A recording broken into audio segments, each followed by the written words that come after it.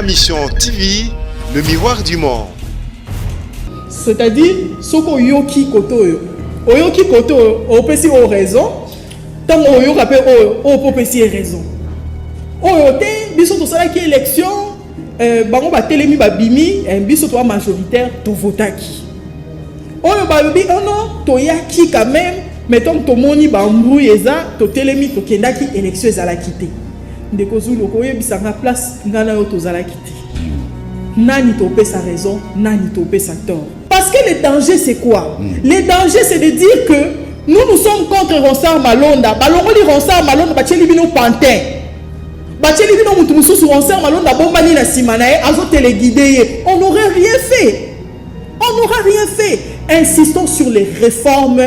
Aucun animateur avant audit. Ça c'est notre revendication. Qui a l'IPA et tout, ça c'est le gouvernement.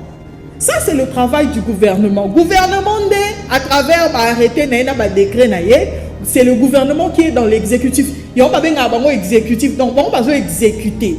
On a un exemple. Le ministre FCC, le ministre Cash. Ceux qui ont ici ministre FCC, ceux qui ont ici par exemple le ministre Cash, le ministre Cash, le député à Cash, on dirait acharnement. Bon, s'acharner contre le ministre Nabango, et la même chose. Ceux qui ont ici ministre à FCC, bateau FCC va siliki. Dans l'émission Le Congolais aime les sensationnels, il vous souviendra que l'émission de Salaki na yona, il ça que deux personnes vont réfléchir. Ba fanzi, na 1000 personnes vont finga. Deux personnes vont gagner binuka. Et si les cerveaux ne travaillent pas, les muscles vont souffrir. C'est les cerveaux qui passent à la direction Hollande. Ba ninga la biso baza en face. On ba loba ki ke bango ba la majorité pour ba gérer bazo yo kanati. Et à chaque fois, la crise est la coalition, la crise est impactée sur le bon déroulement et les travaux dans la plénière. Ils ont impacté en même temps sur l'ensemble parce que c'est une minoritaire. Particulièrement, moi, je suis gêné. Je suis gêné que tout le peuple selon élection, l'élo, alors que le peuple a besoin d'autre chose. Donc, ça veut dire que tout le monde qui a besoin d'un programme, il y a président, tout ça, c'est la colonie. Mais ça n'a pas eu lieu. C'est une violation grave. Il y a un règlement d'ordre intérieur. Et ça a été fait comme ça, par un forcing. Mais, nous sommes sincères. Soyons sincères. La politique, ce n'est pas du folklore. La politique, c'est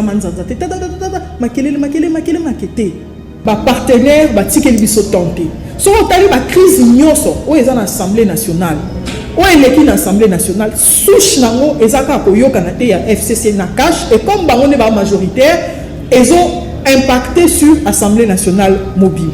Emploi et bon ba soda et bon tout ce qu'il y a aujourd'hui, notre pays est envahi par les étrangers. On lit bon ça aussi mais ba villageois ba oloba que na ba village na biso na Moba na Otuele na Irumu partout. Les gens qui dirigent, na sérieuxté. La coalition FCC cache, c'est ça le grand problème. Bazo comprendre qu'il ne faut pas ça pour la population. Moi, je suis de l'opposition. Jour à n'invite sur émission passée tout le Bela Kamou. Makambo à $2000 à la députée. Et puis ma journée. Jour à élection à Ronsard. Jour à élection à Ronsard, ne Makambo $2000 et donc. Bisogno sotozaki $2000. $2000. Yo so mona mutu akabola ba salaire abato asenga isusu ba pesa salaire so déjà bolongoli onyo so ezana contre ça veut dire que loi ici c'est là où j'avais compris que nabi loi mina kuna sakata eza diversion ça veut dire quoi tolobani na lingala eza écran donc eza donc nazo ko saboye pour nazo boye donc ba boakeli bino loi sakata zo ba le ba seni oh ba bomba ki malonda allez bisobino no bisonyo so ça ba diyo so balambisa mina busaka butu pour préparer bombe na bango seni et tout le monde était parti nga FCC koko tsanga na poche voilà Ndeko Zulu la technique ya FCC bana vrai labo j'étais Ndeko Zulu wana kutuko vrai labo donc les temps nous on passe à insulter na Twitter kofinga na Facebook kofinga il y a des gens qui réfléchissent Yesu voilà il a été crucifié sous Ponce Pilate. Alors que Ponce Pilate a salani l'autre, il a dit na soso bo maé na sokoli maboko. Mais batanga kaye na prière mikolonionso, il a été crucifié sous Ponce Pilate. C'est parce qu'un chef a sokola maboko té. Un chef doit décider. Si c'est oui, il décide. Si c'est non, il le dit. Si le président Félix est contre Ronsard, a acté. Nga pona ngai muta sauver kutu président ezane VP mwana. Oui. So ki atanga ki eloko wana te o atanga ki na butu, le mususu makamusu elingezala. Donc ba réfléchir à l'interne politique nini ba koko mener en tant que bateau bazana pouvoir. Ma mission TV, le miroir du monde.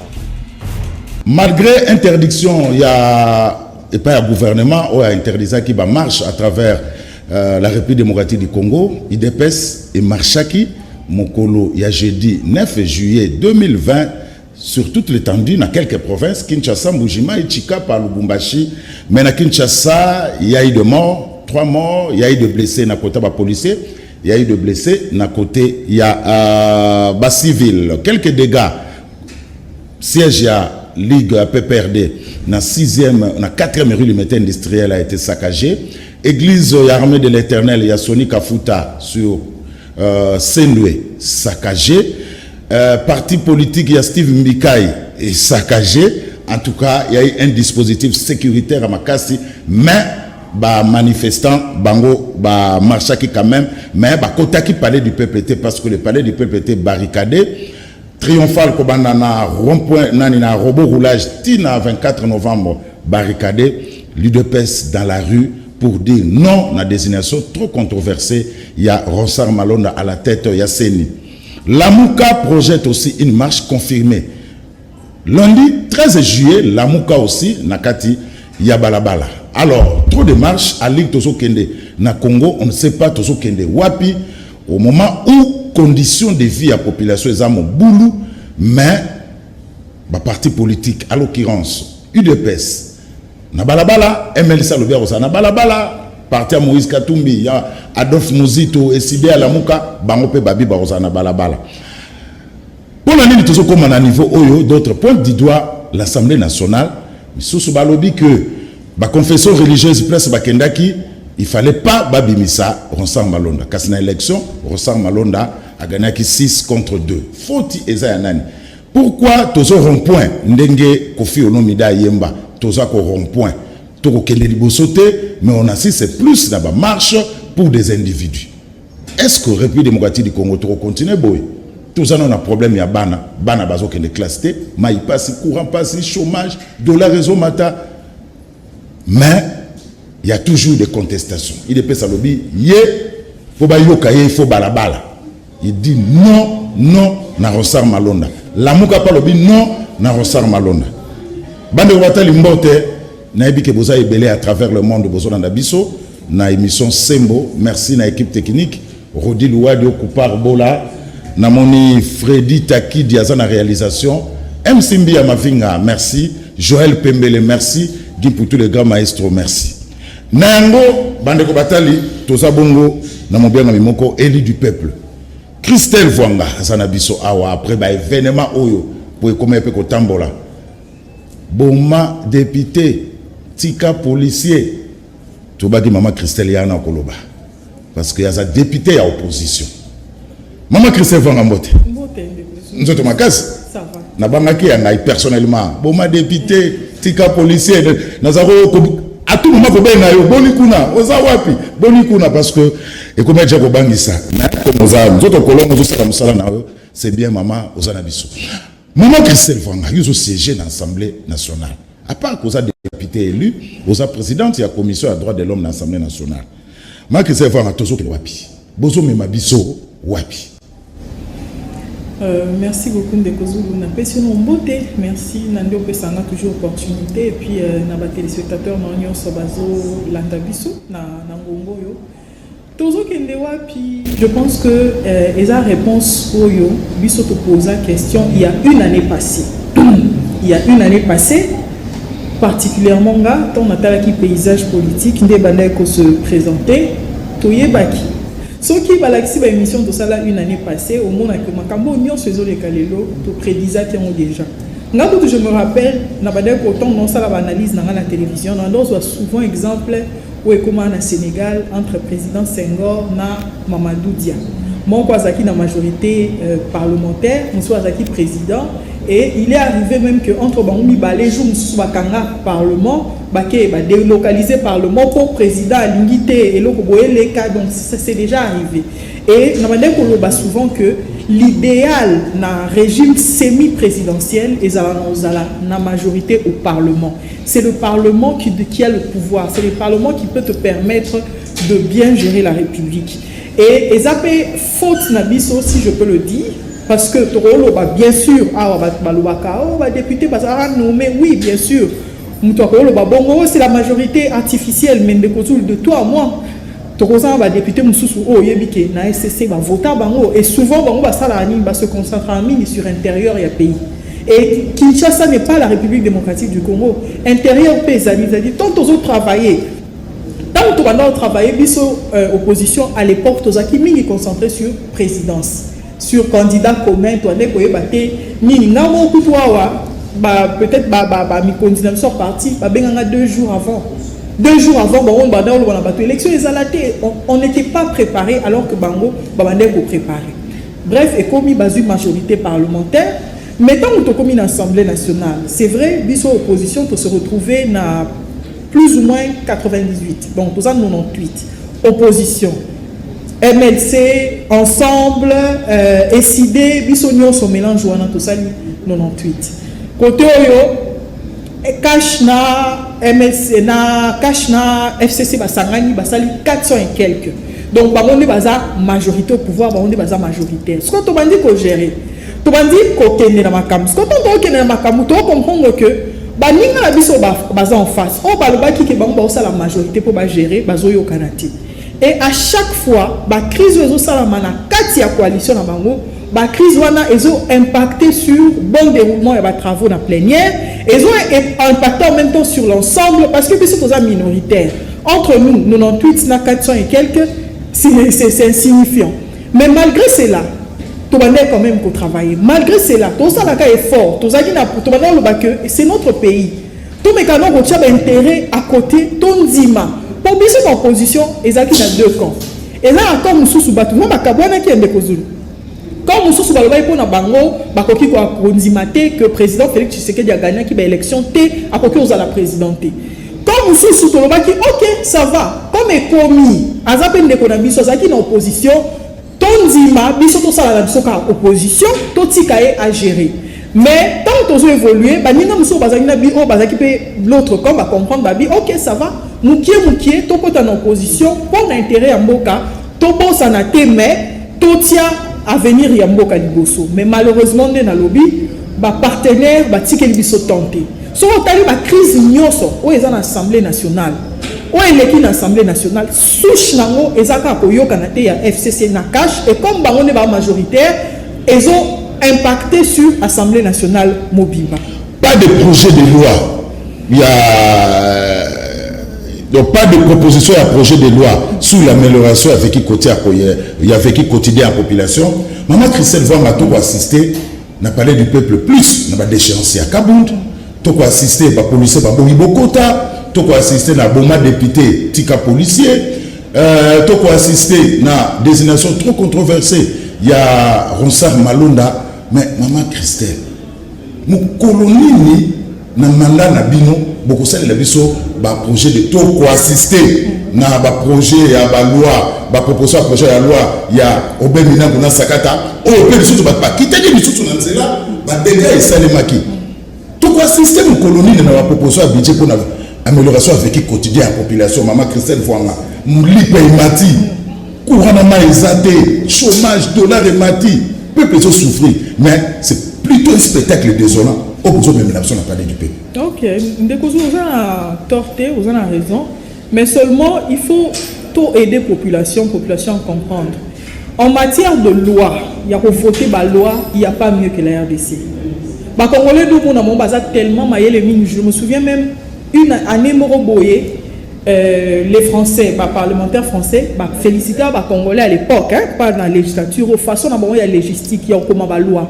La loi, le problème c'est au niveau de l'applicabilité.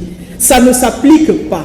Maintenant, sur le but que non, la loi, par exemple, la loi on a travaillé qui loi à personnes vivant avec handicap, c'est une loi magnifique. Et on a expliqué que ceux qui loi qui engagement et comme avant engager il faut réserver quota. Il y a des personnes vivant avec handicap. Mais au moment où la presse, les journalistes, alors que c'est une loi qui change de vie. Deuxième loi, nous avons travaillé sur un mot, et la loi, il y a des pygmées.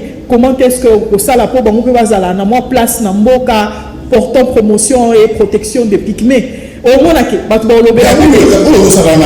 pour la population. Parce que voilà, c'est parce que les Congolais aiment le sensationnel. Sans vérifier, président de la République. N'a pas tout talakate. Baron so ba finga ngai. N'a pas député, n'a pas conseiller ba président de la République. Baron so ba finga avant ba vérifier. Donc ça c'est les Congolais. Alingara ouais sensationnel loba, mais il y a des lois. Et ça la loi mo ba ko déposer sur l'agriculture. Et ça loi wana ezali na moni on ba bandi a ko traiter on a commission mususu. Ça na loi mususu ya honorable Lokondo, il y a lutte contre la corruption. Na moni on peut ba déposer en mot. Au mona. Donc ba parle plus de ce qui est sensationnel alors que ça peut la matière mususu à réflexion. Oh et ça la paix que batu pe balobela. Mais on en a torté pourquoi? Parce que le vécu quotidien, Ozoloba, prix à l'IPA et tout, ça c'est le gouvernement. Ça c'est le travail du gouvernement. Gouvernement à travers arrêté décret c'est le gouvernement qui est dans l'exécutif. Il y a pas un exécutif, donc on va exécuter. Ce qui taux à dollar et mati, c'est pas l'Assemblée nationale, c'est le gouvernement, c'est les ministres, ce n'est pas la loi. Ce qui l'IPA et mati, ce n'est pas l'Assemblée nationale, c'est le gouvernement. Il y a une séparation du pouvoir na Montesquieu, tout mutu na parti na ko sala. Ministre azana parti nae, député azana parti nae, ou ezaba loi, président de la République azana parti nae, ba juge, ba cour et tribunaux, ba on peut bazana musala na bango. Problème oyo ba député au bazala na on a un problème parce que pour moi c'est la considération. Ce qui m'a autant à erno ce combat député c'est parce qu'à voter ministre était à voter député. Alors azoyo ka proximité, ce sont plus proches. Mutu pas mon nga facile avec un anda kuna beti porte ba fongole les à côté à moninga à exposer. Ce qui m'a besoin de se déplacer facilement na kepa na mais pour le ministre au monde a été. Et automatiquement, soit un problème pour lui, c'est son député. Oh, il y a quelqu'un qui c'est la voix. Et c'est tout à fait normal. Et c'est comme ça que Bisson Desiko, il faut tout ça dans ma casse. Il y a un ministre. Ministre Yaka. Pour nani mabli pekiti, pour nani ma ezo bimate, pour nani ezo salamate. Mais le problème, on ça dans aussi qu'on découvre. Peut-être pas éviter. Mais il faut expliquer. Voilà. Alliance FCC Cash nous cause beaucoup de problèmes. Pourquoi? N'a pas un exemple. Bazan la ministre FCC, bazan la ministre Cash. Ceux qui m'ont ici ministre FCC, ceux qui m'ont ici par exemple le ministre Cash, ba ministre Cash, ba député à Cash, on dirait acharnement.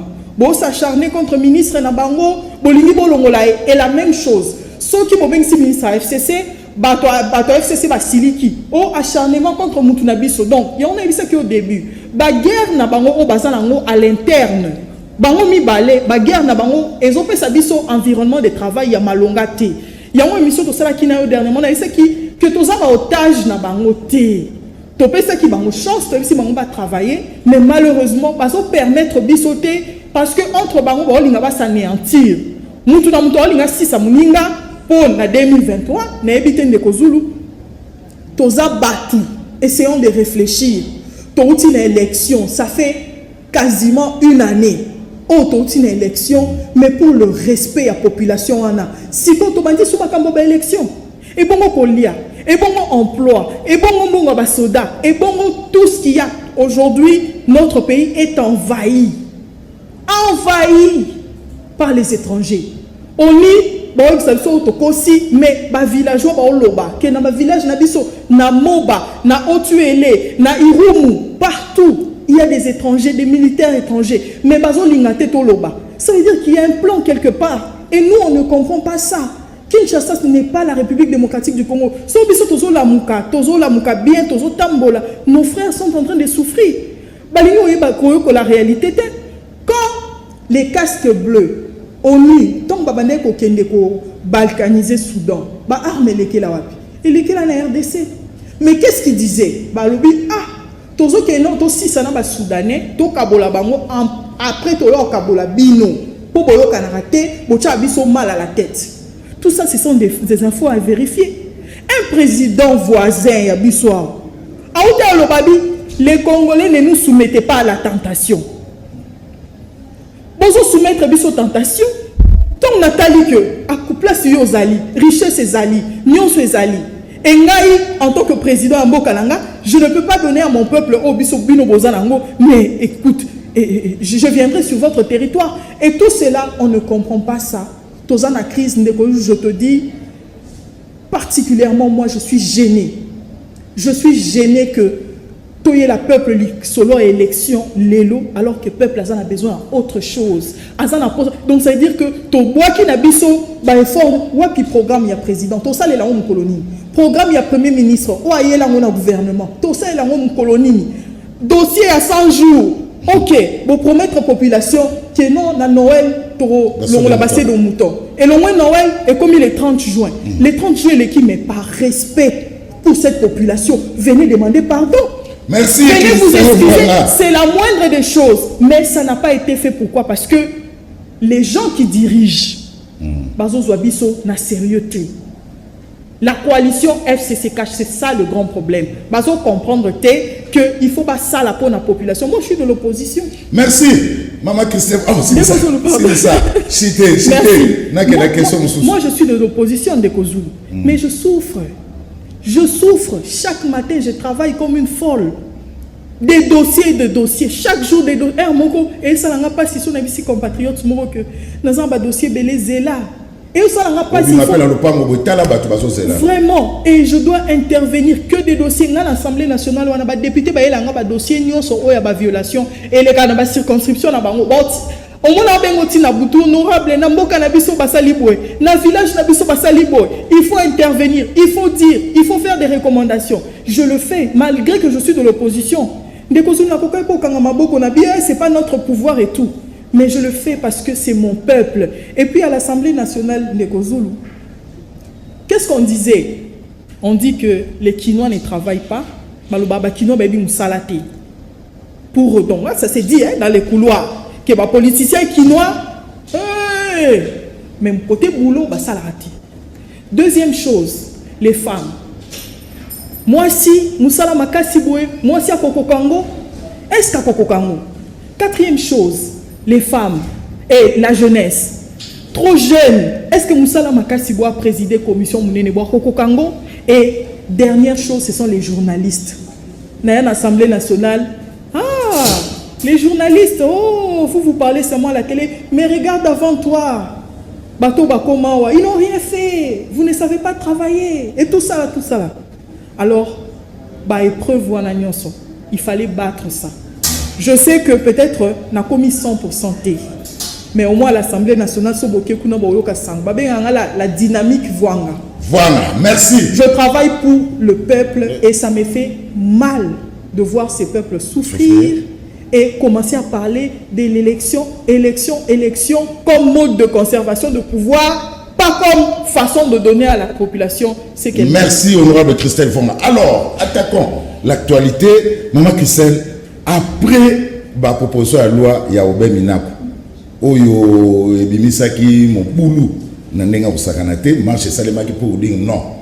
Sur soir, j'ai dit on a assisté à une autre marche.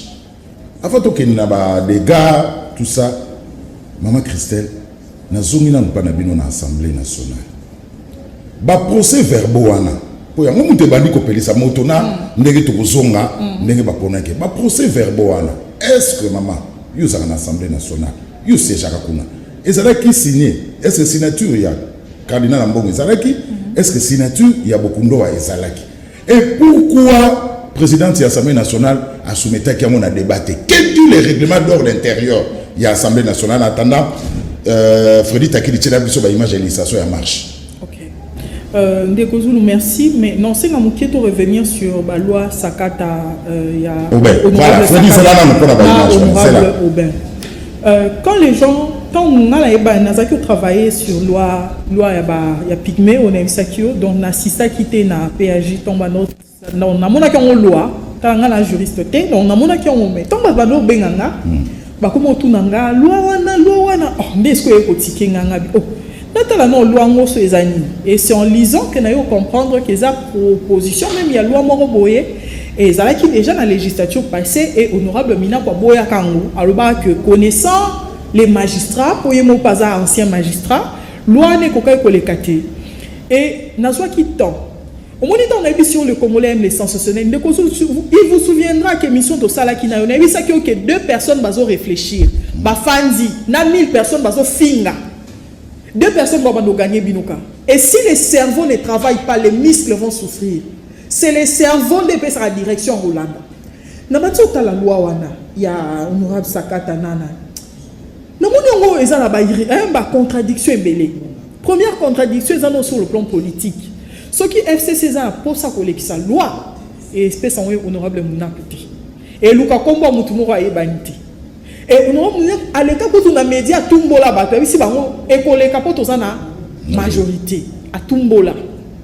Et plusieurs personnes vont un piège. Les gens me disaient, tu ne parles pas, tu ne parles aux autres bâtés pour analyser, on le bâté dans analyser.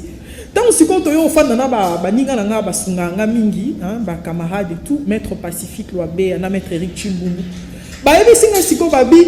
Façon honorable Mina kwa komi loi na a s'inspirer na loi française a sali droit comparé mais curieusement a commis en mobé et a expliqué en mobé donc deux explications soit a sala en encore ou bien soit a évité a sala une fraude à la constitution. Troisième chose na yo kata ou babandi ba analyse la loi na ki bande ko FCC ba lobby que non boya bolongola nyonso o eza mabe na constitution comme ça tu avances mais non, une loi organique trouve son fondement dans la constitution. Soit déjà bolongoli o nyonso eza na contre, ça veut dire que loi ici c'est là où j'avais compris que nabi loi Mina kuna Sakata eza diversion. Ça veut dire quoi tolobani na lingala eza écran donc eza donc nazo ko saboye pour nazo boye. Donc, moi qui ai vu nos lois Sakata, nous allons aller au Seni. Oh, bah, bomba qui malonda. Allez, bisobino, bisobino, ça. On préparer, bombe na Seni. Et tout le monde était parti. FCC Koko Tsanga na pochette.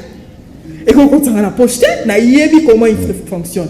Mais pour le baboué, oh non, ils ont bon côté, mais quand na moi ba retirer loi na 17h ba boire ça. Et tout le monde était focalisé. Le peuple gagne toujours. Ba retirer loi, le peuple gagne toujours. Non, loi la mission la qui a embrouillé bino pour bazwa seni. Voilà Ndeko Zulu la technique, il y a FCC. Bana vrai labo. Vrai labo, j'étais Ndeko Zulu wala kutuko vrai labo. Donc les temps nous on passe à insulter na Twitter, au Finga, na Facebook, au Finga, il y a des gens qui réfléchissent, qui anticipent. Et ceux qui te continuent bon, que ça soit cash, que ça soit la mouka, que ça soit ton banara ba réaction, on y a surtout ça là ba marcho, ils ont encore ba réaction. Ceux qui te qui maillé, to linga to anticiper. Au début jour il y a jour n'habite sur émission passée tout le bela kango.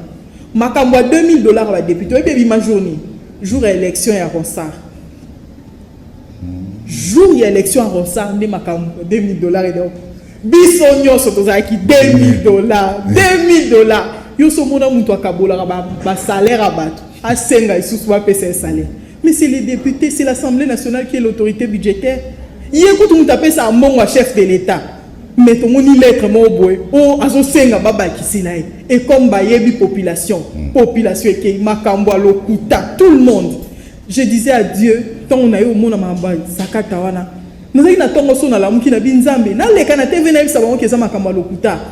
Dieu me disait tout ba bambo mabanga ba comprendre tes zela bango ba koma na suka et puis tu vas t'exprimer. Et puis quand j'ai expliqué tout le monde a compris mais c'est trop tard. Il faut avoir la capacité de voir loin. Comme l'aigle. Si vous ne pouvez pas voir loin, bateau, bon, banana, comme malmené, biso boy, tozana biso kana réaction, to ban organiser ma marche, alors que bango va attendre na bango nyonso pour réfléchir. Alors, c'est que biso Rosa Malonda, ba procès verbaux. Alors, Frédéric Takidi, et tout ça, ba législation marche. Toké maman. Ndeko Zulu, honnêtement, ce qui yoki bato ba église, c'est ça au fait makasi congolais. C'est-à-dire ce qui yoki koto yo.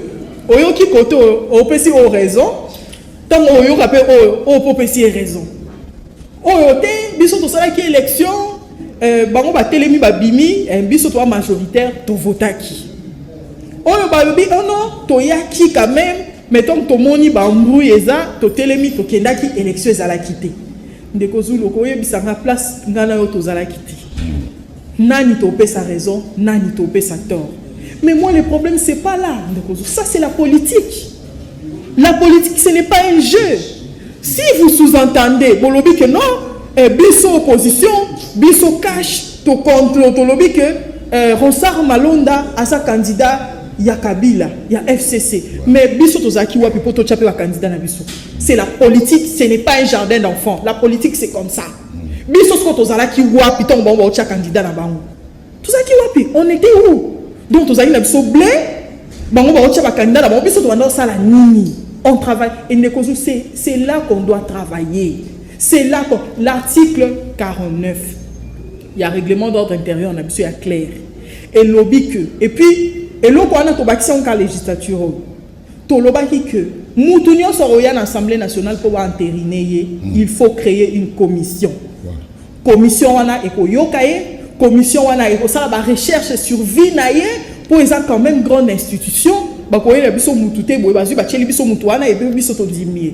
et c'est à l'initiative du bureau de l'Assemblée nationale qu'on va créer ça et à partir de cela commission wana de décider si quoi bakoki ko entériner mais ça n'a pas eu lieu. C'est une violation grave. Il y a un règlement d'ordre intérieur et ça a été fait comme ça par un forcing au biso no soto téléma to moni mais des choses sincères. Soyons sincères. La politique, c'est pas du folklore. Politique, la politique, ce sont des réflexions. Tout créer un labo de réflexion. Maman Christophe, en âme et conscience, on s'en va à FCC. Je ne sais pas. C'est lui qui a tout orchestré pour un hold-up électoral en 2018. Il y a un qui surtout. On a mes conscience. Non, honnêtement. Oui, honnêtement. Honnêtement, même Bisso la Mouka, on comprendre que fixation na Bisso est assurance Malonda. Fixation la Mouka. Fixation na Bisso est que au mois de janvier, nous avons déposé une proposition de loi sur la réforme de la CENI. Otoloba kike ba koki kotia mutu moko te na CENI sans ba réforme et salama. Ba koki kotia mutu moko te na CENI sans que audit ya CENI et salama. Et nous on est là. Parce que le danger c'est quoi? Le danger c'est de dire que nous sommes contre Ronsard Malonda. Balongo li Ronsard Malonda ba tcheli bino pantin.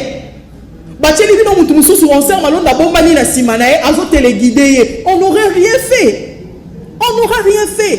Insistons sur les réformes. Aucun animateur avant audit. Ça, c'est notre revendication. Pour ceux qui ont anti-Ronsard, ok, bolingi Ronsard, te otolongolié, tozu, ototié. Bosani. Mais, Bosso Bakali, il dépêche le lobby, pas de Ronsard Malonda, mais le lobby, évaluation audit avant. Réforme. Donc, il faut qu'on bande là. Oui, bisous ton lobby, te balongo la Ronsard, bacha mutumusute. Bisoto lobby photo bandela nyonso ba réforme et salama avant désignation ya ba batu nyonso ata mutu moko ta koza désigner sans ba réforme FCC gondi mama kamna honorable Christophe on rejoindre que na bisa que fallait to anticiper politiquement là sous peut-être ba marche fallait to ba non kala fallait to anticiper mais là alors et ça revient aux acteurs.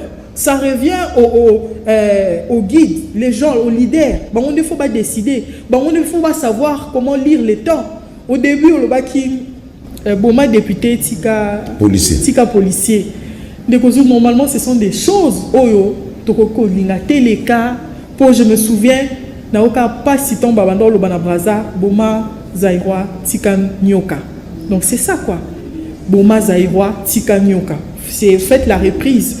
Toko ça n'a pas problème na biso mabe, toko yo kanate. Mais à un moment donné, tout ça la apologie à violence. Pour violence, c'est à la lengiso et ça la met pas moninga. Mais quand violence, on a soit balou qui lui on comprendre. Mais honorable Christophe Vonga, vous avez député élu à Kinshasa. Vous avez 58 hein? Il y a Kinshasa. Voilà. Sur 58, sur combien? Vous avez trop exposé. Parce que tout ce qui se passe, c'est sur les cas, dans la capitale, vous avez élu à Kinshasa. Insécurité à lui, parce que vous avez un major, ba loi ya minako boma député tika policier au biso to condamné à moto lingi en côté mais ça royem bama est-ce que vous avez les canicité bino ba député qui ça beaucoup tana mabunda parce que vous avez vraiment exposé pour comme il opération to yebinda vous avez exposé honorable Christophe Vonga est-ce que beaucoup tana qui tana mabunda boye bisaï que non tout ça peut ndé tout ça wa to appel intérêt au sala musala pour la population. Mais bien sûr, vous avez exposé et comme il y a beaucoup de députés, des policiers, tout ça. Est-ce que vous avez l'occasion de députer que ça, vous solo la naïe, mais ça l'est à la niveau de l'Assemblée nationale? Ok, des causes on peut m'abaisser. Bon, jusque-là, je pense que l'eau montée a initié dans ce sens. Mais moi, je pense que sans conscience, nous sommes tranquilles, nous sommes l'eau au bangati. Oui, que tant Kadhafi va bomarae, zala na mwana na emo, moi na anazaki na ONG na e asunaraba na SS et tout. Moi na eza population ni mtu ba bombay. Misala na fana na cité, na fana na quartier nanga, na batu nanga auto banana bango banda kala. Je suis pas en insécurité personnellement. Je ne suis pas en insécurité. Je sais que trop a ba divergence de point de vue. Et ça m'a raté, tout ça ba ndeko. Mais honnêtement, moi-même, je n'ai pas encore été menacé, je n'ai pas encore été nimboyé particulièrement. Ce n'est pas un problème. Peut-être que ça a un langage de foule, hein, ou peut-être que loba pour côté la mutunandaku, atana kanda ngo, bana pe bakoza nandaku, bakoko pe bakoza nandaku, eza pe ninte. Et on a lobby eza babilo ya ko sala apologité. Parce que c'est bien quand ça se passe chez les autres. Et puis ça revient chez toi, mais je peux dire la main sur le cœur, personnellement, je n'ai pas été menacé. Est-ce que l'honorable Christophe Vonga, vous croyez à une issue favorable dans Nikamouya Ronsang Malona? Il est PC bouillé, la moukape boboyi, pour nous besoin de baketo qui n'a une évaluation, tout bandera masolon dans son boboyi. Je suis sûr et certain parce que normalement je connais les joueurs et leur jeu, le FC ça boyate parce que Joker n'a pas besoin Ronsang Malona. Quelle est la solution à tout ça pour tout sortir dans ma caméra? La solution, c'est le président Félix Tshisekedi. C'est lui qui décide. C'est le président, c'est lui qui a la signature. Il y a une fois. Mais il y a une base. Ah, problème. On a ce que les accoutes ou bien on a pour faire au marché, on a sauté. On a pour faire au marché, il fallait qu'un président aille au cabinet maman a acté Ronsang Malona. Et dans tout ça, on comprend pourquoi l'unité que tout le président s'implique. Non. Non. Le président, c'est le président de la République. Hier, tous ceux qui sont en opposition, on a tourné comme Nyoko Mananzela. Quand on a monté na Kati, as un interlocuteur na biso mutakolo bela biso. Mais maintenant, puisque le président est là, et le président de la République, c'est lui qui dirige le pays. Surtout lobby, a acté, c'est la moindre des choses qu'on peut demander. Et l'acteur principal dans tout ça, puis l'Assemblée nationale a déjà entériné. To éviter procédure ni to ça to za minoritaire to ganga ki joue wana na salle to beti ba nini to bimi libanda to gangi sili pe to bimi. Mais maintenant la seconde étape c'est le président de la République a acté. Mais kozulu ebi kwa ni pense Pilate va tanga na prière. Pense Pilate. Yesu voilà. Il a été crucifié sous Ponce Pilate. Alors que pour ce pilote à Salani l'autre écoute albaka na soso ngo bomae ngala sokoli maboko mais batanga kaye na prière mikolonionso il a été crucifié sous Ponce Pilate. C'est parce que un chef a sokola maboko té. Un chef doit décider. Si c'est oui, il décide, si c'est non, il le dit. Si le président Félix est contre Ronsard, a acté té. S'il est pour Ronsard, alobake naza pour. C'est fini, c'est lui le chef qui décide. C'est ça. Il ne peut pas jouer les Ponce Pilate. Dans le moment où biso tozo na bande ko na biso IDPS biso nyonso tozo bunda ya zo belo côté. Non, il faut qu'il s'implique. Merci maman Christophe. Alors la marche il y a eu des dégâts. Freddy Taki d'église il y a Sony Kafuta toqué rapide il y a eu des dégâts. Le pire qu'on craignait est arrivé. Siège il y a PPRD saccagé. Nayoki Susu na parti à Steve Mbikai saccagé. Il y a eu de morts dans le côté civil. Quelques blessés dans le côté policier, quelques blessés dans le côté il y a civil. Alors, Freddy Taki d'église, il y a Sony Kafuta rapidement, tant qu'on va manifester bazoya, voilà, il y a une église à Sony Kafuta, dans Saint-Louis, calendrier va penser en haut. Alors, maman Christelle, pour tout ça, qu'est-ce qu'il faut? Que les gens marchent pacifiquement sans pour casser. Et ça, tout revient aux leaders, de parler aux gens. Qu'est-ce que les leaders font? Ndekozulu na boyo kota na moni vidéo moko ya leader moko azoloba na vidéo anabi na pesa bino adresse ya intel. Adresse ya intel les a venu boé numéro boé. Aoloba na manifestant. Un leader. Obi na Rwanda wana batu bakanga bango na génocide. Ti lelo ba okanga batu mususu baza na Rwanda wana bakanga bango aksimba ni machette te malekaka na radio. Alors biboboma bosala mabe nde bango mutu bakanga bango ba okango po les guerres et les conflits naissent dans les têtes des gens ndenge banda ko mona ka ngana lobeka basala boy mais tango ezora ba paramètres mususu to comprendre ti Nekozulu moi je défends tous les Congolais nyonso oyaza violenté o ba violation o ba droit na eza violé soki baby singa ke mutu moko aza na kati ya siège ya IDPS bazo beta non sauter mir non ke kuna non ke secourir so baby singa ke mutu moko aza na siège aza congolais makila langa aza na siège ya PPRD non ke kuna na ke olukae pona délivrer makamususu o justice sima mais je sauve d'abord mon frère qui est dans les besoins. C'est mal d'entrer comme ça nanda ko abato puis ezanda ko nzambe où les gens vont prier. Il y a Ezamabe, ils en a deux noms Ezamabe. Atako keneo, tozo yo kanate o mina ku boke nanda kune boke ko bamba mabanga Ezamabe bande konangai. Ezamabe po bokoki ko bamba libanga eko kozwa mwana bokoki ko sala boza totikala na politique. Ce qui est na bamba kam to sala etikala au niveau des idées, ba débat na biso au niveau des idées et comme la ba niveau na te po ndenge bandaka. Ndenge suki la rezala mususu. Maintenant, Sony Kafuta avant la guerre contre l'Église catholique. Il appartient. Trop de guerres, hein, trop de conflits. Trop de conflits, trop de guerres, et ce n'est pas bien pour le pays. Ce n'est pas bien pour le pays. Et je sais que peut-être que Papa Sony Kafuta peut-être à réagir sous l'émotion, bien sous la colère. Mais Nabi Kazamouana Nzambe, Nabi peut-être qu'on se ressaisir et Nabi qu'on peut pardonner surtout, à pardonner. Mais ça nous appartient de dire aux membres de notre parti, Ezala Biso Lamouka, Ezala Cash, Ezala Msousso FCC, que la violence n'a pas de place. Merci. Et puis ce qui est bizarre, la jeunesse qui est utilisée, toujours les jeunes.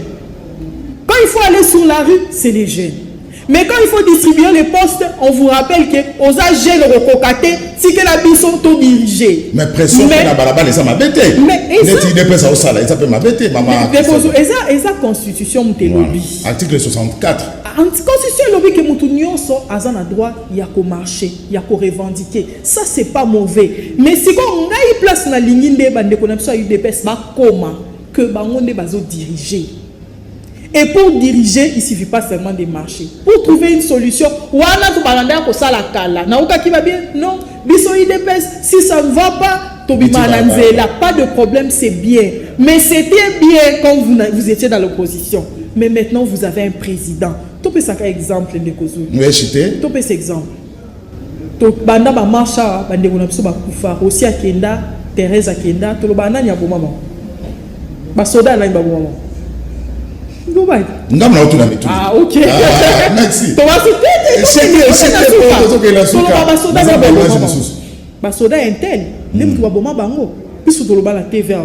Basoda Kabila, ba policier, ba bomi aussi nini. Si on a marché à IDPS, 3 personnes ont bakoufa, pas policier n'a ni toi bomba. Les policiers, il y a gouvernement, c'est quoi? Ah, il y a gouvernement. Ah, donc il y a Kabila Pesaka, il y a gouvernement. Maman Christelle, tu as évolué. On a maillé, on a action, on a biso. Démission.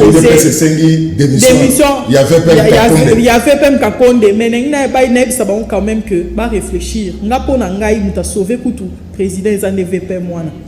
Oui. Ce qui a tanga qui est loko wana teo tanga qui na butu, les mususu makamso elingezala. Donc, va réfléchir à l'interne. Politique ni ba koko mener en tant que bateau bazana pouvoir, il y a solo. Pas en tant que pour bâtir la opposition, que nous fassions l'opposition, bango bazana pouvoir, ba diriger. Pour ba énergie wala nyoso nga na mona ki na nzela et puis ba énergie nyoso nga na mona lundi na marche à la muka. Et qu'on allait 5 minutes so ba énergie wana lobby to memi on a ba usine et travailler. Pour c'est la même énergie. Ba énergie wana faut que ne ba usine, ba industrie faut pas que travailler. Na ba usine na ba pêche, ya ba agriculture nyonso ba jeune wana faut pas que travailler. Maman, Christophe, on a tout tiré dans 4 minutes, mais tout rapidement, vous m'en avez rapidement. Pendant la marche, non, là, ça nous a image, moi, comme non, qu'on a routine à soukate. Freddy, t'as dit qu'il faut ça, vraiment président. Non, qu'on a routine à soukate pour na kamapideur. Ce qui peut na bengi ça qui maman na émission, et ça pour na image on est dans l'examen. Pendant la marche, nasi bato bota na réseaux sociaux, bon mon yango déjà.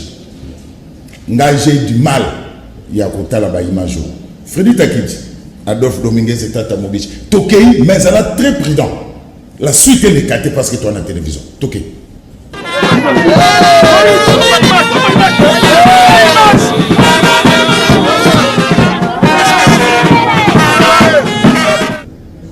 Voilà. Naboyi boke na moti na suka.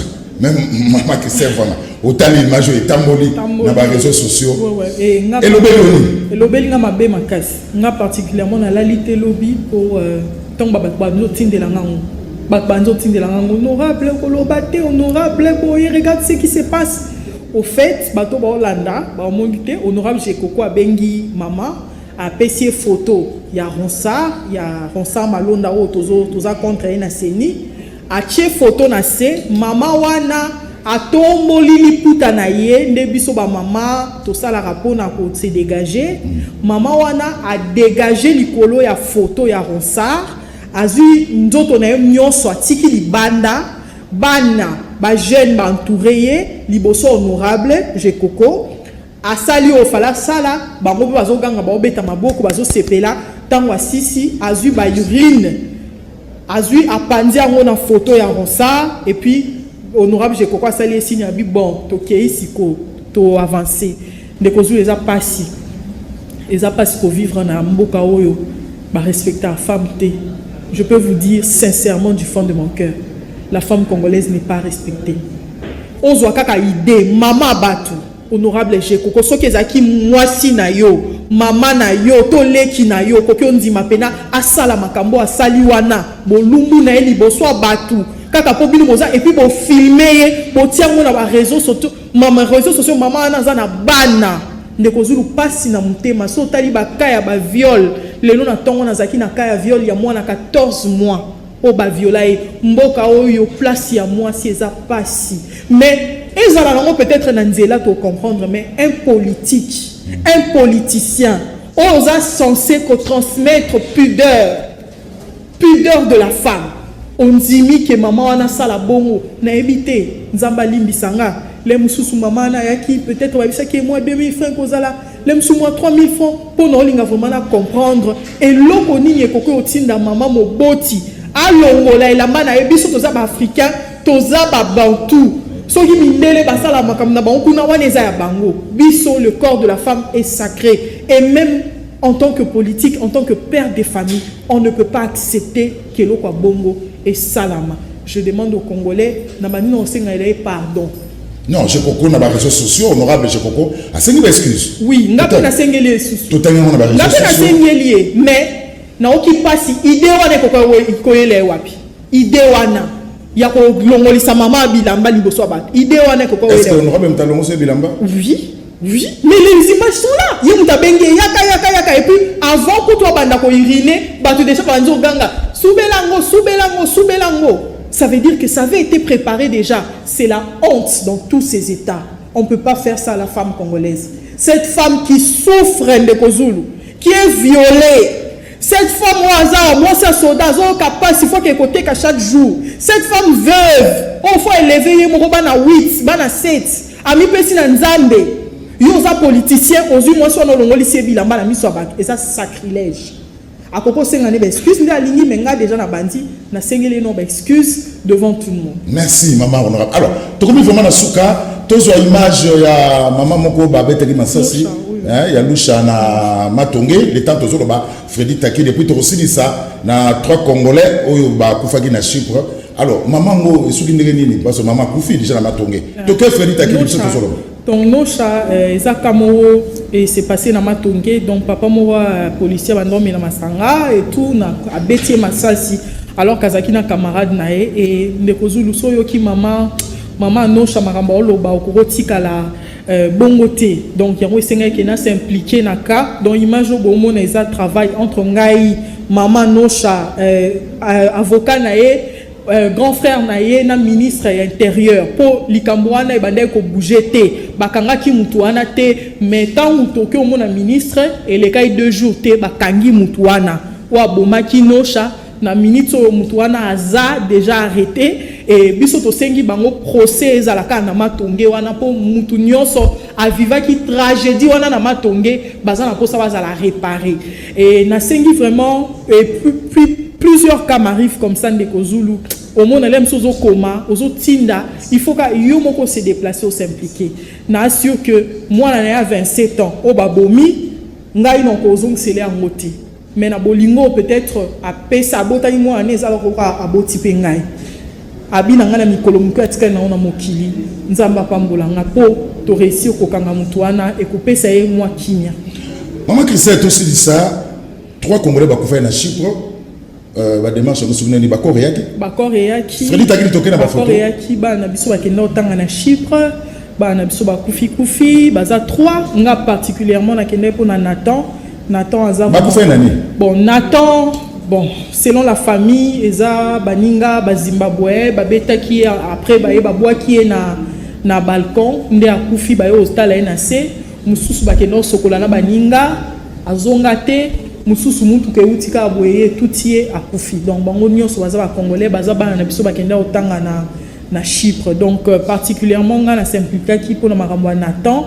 tellement baza base na nga famille mobimba na pesi bango mbote na lokolama na s'impliquer makasi et jour en bakor et aki yango esenga ke na zala wana voilà honorable Christelle a aussi ici mais 2 petites questions est-ce que le lozo regretté ndeko comme député national na mbutu yo est-ce que nous avons regretté et puis pour nous aussi dire ça est-ce qu'honorable Christelle Vwanga osa croire na redécollage il y a République démocratique du Congo et puis lundi marche il y a la Moka olobini pour aussi ces missions merci ndekozu nazo regretter parce que pour nanga ezanzambe mutachenga wana et depuis nazaki mwana so na laksa ba image nazana école na olobaki dans a député et tout ça là et à l'époque ezara nzambe peut-être mutawanda ko lobisanga et pour ça, la commission des droits de l'homme pour un stage, un stage pour toucher pas la population, na yo kabango et puis na ye kola musala pour travailler pour trouver des solutions. C'est ça la politique. La politique c'est babomi nocha toke to s'impliquer to kangi muto aboma qui est to tient en prison. Congolais a koufi na Chypre to s'impliquer quand na ye famille na c'est ça la politique. Il n'y a pas de politique. Et j'aime cette façon de faire, qu'on défendre ma faible, qu'on défendre basi, bana, ba papa, wala musala. Et puis pour ça, je ne peux pas regretter. Si on a une assemblée nationale, l'aime sous nocha, alinga qui est boba boma et toroka sango. Mais c'est parce que je suis là, lundi, la marche. Est-ce que vous croyez? Je crois. RDC, je crois. 15 mois, mais c'est comme si tu es au rond-point. Si on doit travailler, si ce n'est pas pour nous, c'est pour nos enfants. So, pour nos petits-enfants. La malédiction de ces pays, ce n'est pas les richesses. Ce sont les hommes, l'humain, qui est lui-même au centre. Qu'est-ce qu'on cherche? Et là, on est pour la population. Il est impossible de regarder comme richesse et que la vie autour menée. C'est impossible. C'est parce qu'il n'y a pas des hommes. Américain, père fondateur, wana bazaki ka ba jeune bazaki basi peut-être na mibali lokola batu nyonso o bazwaki décision babito fandi na mesa tozo dessiner mboka na biso ezala boye comme aux États-Unis. C'est possible que les Congolais se mettent, mais seulement il faut que l'ongola komita la yomoko pour dire on doit servir les autres. C'est d'abord les autres qui doivent bénéficier. Moi après les kozulu na tongo so na lamuki na tikala jamais au senga nzambe apesanga piscine. Na tikala jamais au senga nzambe apesanga hélicoptère. Na senga ka nzambe apesanga kwanga na Thompson. Dans une énergie, il y a que défendre bateau. C'est tout ce que je dis. Allez, marche à la Mouka lundi 13. Oui, la marche de la Mouka c'est lundi 13. Évidemment. Évidemment, là ça m'a terrain là ça m'a terrain. Tous à la wana pour faire entendre voix na biso, on sera là. Je serai là et j'invite batunanga nyonso d'ailleurs, tous en réseau na biso ba ebi que ba ebi ne to sali ba répartition na biso. Ba place to kutana mais ba o ba olanda biso peut-être na TV o to so etant ko solaté to za ba msu to kutana na bandal ba msu to kutana na victoire o biso soto sangana to ya boé vert par exemple. Honorable Christelle Vwanga. Dans la paix pacifiquement. Dans la discipline. Dans la discipline. Pas de mabanga. Masque, distance. Ko simbelo kwa mutute, ko tumbola mutute, to eka ko manifester pacifiquement. Ko bois que la police était ndeko Zulu. Pardon, excusez-moi la lobela, mais ngena bosana l'usage des balles réelles na ba manifestation ezalaka lisusu.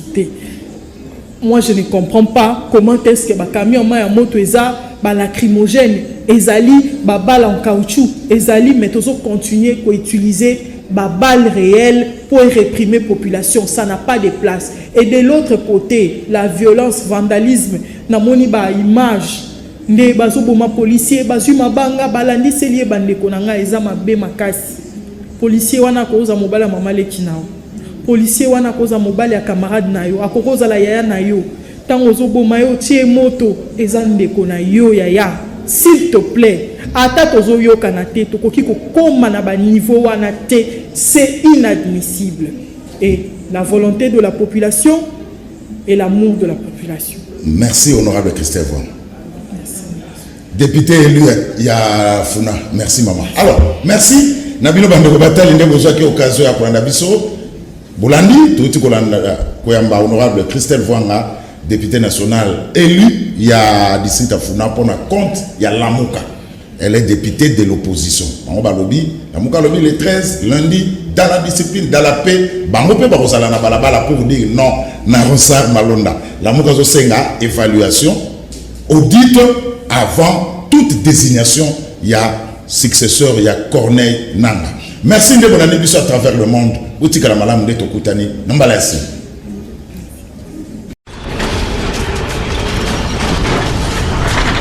Ma mission TV, le miroir du monde.